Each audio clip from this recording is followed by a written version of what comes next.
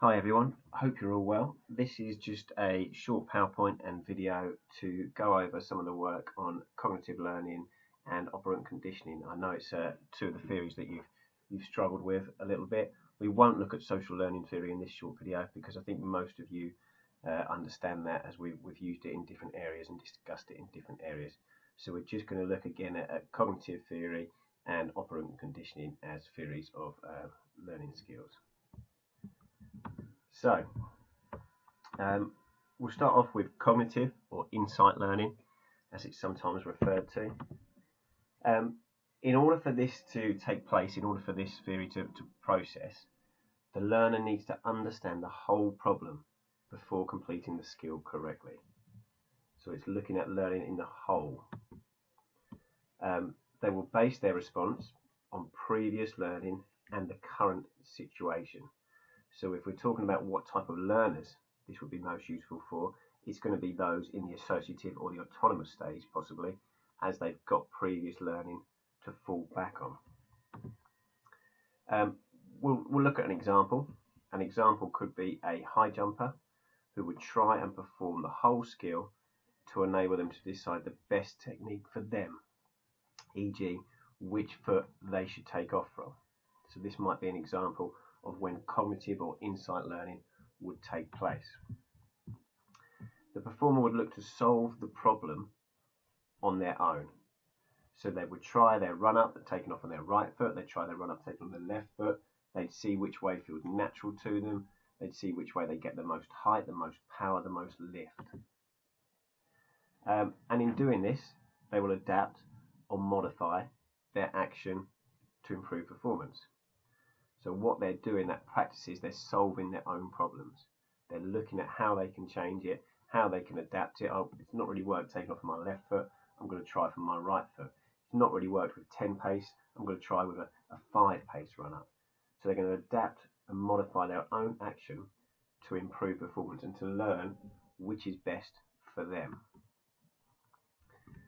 So positives around this type of learning theory are: it creates problem solvers. The athletes are having to solve their own problem. They become problem solvers for themselves, which is a really useful skill or tool to have. And it develops independent learners, people that can do their own work, do their own research, and learn how to solve these problems themselves. And finally, it's going to increase their motivation because they're solving it themselves, they're seeing success themselves. Now, this type of theory is sometimes known as a Gestalt theory, or the Gestaltist theory.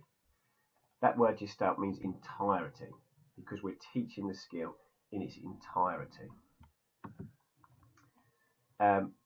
If you're using this theory, you believe in this theory, you would typically use whole practice. When we look back to the different types of practice we discussed, whole practice, part practice, whole part whole, etc., we'd use whole practice because you're trying to teach the skill in its whole and allow the learner to adapt and change and come up with their own solutions. There's a greater understanding of what is required as a whole. By providing less guidance, as a coach, provide less guidance as you want learners to become problem solvers, to think of ways around their own problems and solve those problems themselves.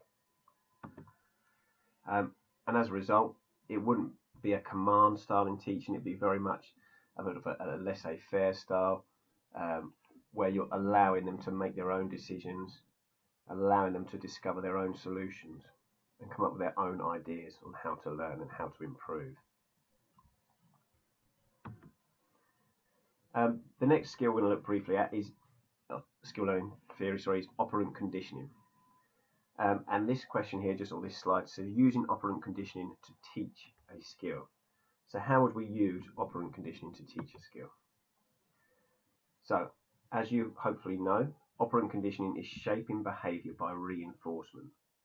If we think about the original with the rats, Skinner's rats, tapping on there to release the food, so their learning is being reinforced by getting that food, so we're shaping the learning and behaviour by reinforcement. So the sports person would have a go at the sport, and the correct effort is reinforced. incorrect effort is negatively reinforced. So this is done by the teacher praising success and hence giving the sports person a feeling of well-being when success is achieved. So that's reinforcing the good or successful behaviour.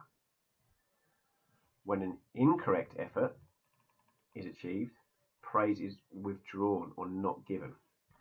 So the sports person learns to associate or connect praise and well-being with a correct effort, the response. We've got that stimulus response. And this is called the SR bond, or the stimulus response bond. And throughout this, the sports person is learning by trial and error. Eventually, incorrect responses will disappear because the person wants to feel good. They want that positive response, that positive reinforcement for the correct response. This process can be extended by showing the sports person how to perform the activity. This is called shaping or modelling. Then the correct shape is reinforced rather than just a shuttle going over the net as in badminton.